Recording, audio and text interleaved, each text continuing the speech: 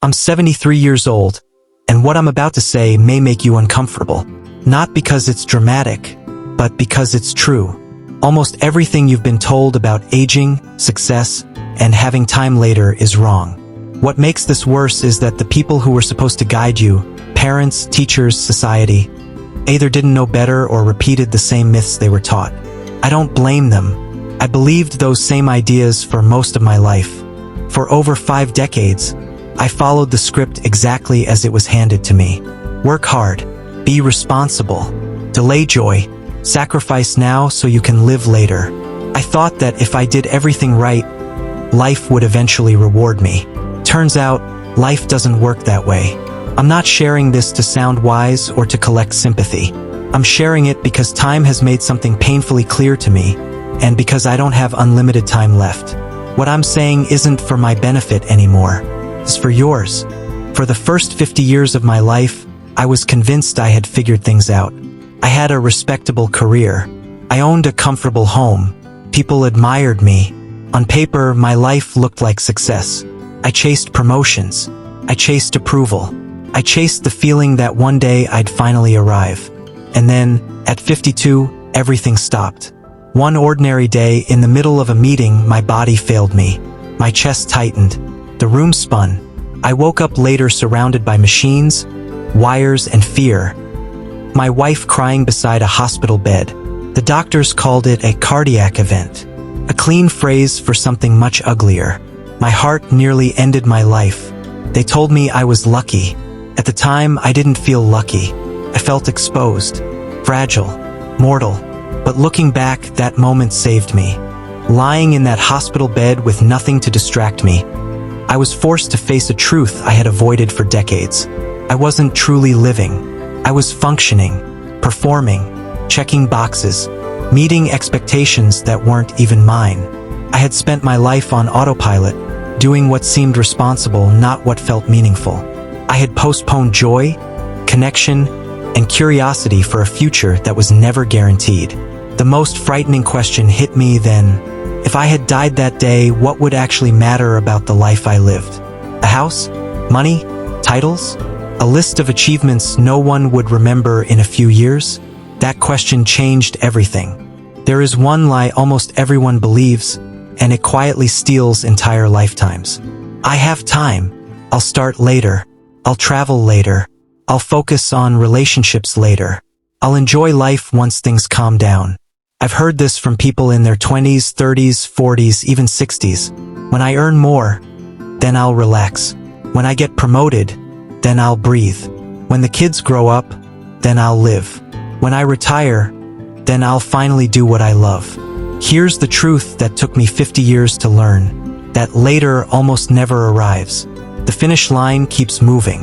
Needs grow. Expectations multiply. Life stays busy. And one day you wake up old, wondering how the years disappeared. I spent decades climbing a ladder I thought would lead to fulfillment. And when I reached the top, I realized something devastating.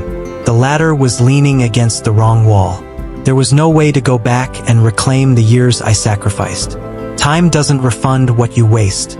Success, as most people define it, is a terrible goal. I say this as someone who achieved it. The pleasure of achievement fades quickly. The hunger for the next milestone replaces it almost immediately. It becomes an endless cycle, always chasing, never arriving. I watched friends do the same. One close friend worked non-stop for decades, built a massive business, promised himself he'd slow down next year. Next year never came. A stroke ended everything. At his funeral, his son said something I will never forget. My father was successful, but I barely knew him. Regret doesn't come from failure, comes from absence. I don't lose sleep over mistakes at work or money lost. None of that matters now. What haunts me are the moments I postponed or ignored, the trips I never took, the conversations I avoided, the creative dreams I never started, the evenings I chose work over family. Regret isn't loud. It's quiet and persistent. It shows up late at night when distractions are gone. The greatest pain comes from realizing that many moments felt small at the time, but were priceless in hindsight. We live as if relationships are permanent, as if there will always be another call, another visit, another chance. There won't be.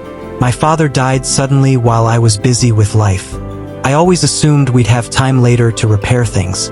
Later never came. I regret the calls I didn't make, the dinners I skipped, the effort I delayed. Love doesn't ask for grand gestures. It asks for presence. And presence requires time. After my heart attack, I changed how I lived. I said no to what drained me. I said yes to what scared and fulfilled me. I stepped back from meaningless busyness. In the last 21 years, I learned more about life than in the previous 52. What matters is shockingly simple. Time with people you love. Work that feels meaningful. Experiences over possessions. Memories over milestones. Presence over pressure. I used to roll my eyes at this wisdom. Now I understand it deeply. This doesn't mean ignoring responsibility. It means not sacrificing your life for things that won't matter later. Ask yourself this honestly. If your life ended tomorrow, would you be satisfied with how you've lived so far? Not impressed. Not admired. Satisfied. If the answer is no, then ask a harder question. What are you waiting for? What is so important that you're willing to gamble your one life on it? If I could speak to my younger self, I would say this. Stop trying to impress people who don't matter. Stop trading health for approval. Stop delaying joy. Stop waiting for permission. Call your parents more. Take the trips while you can. Do the things that scare you. Say no to what drains you. Say yes to what makes you feel alive.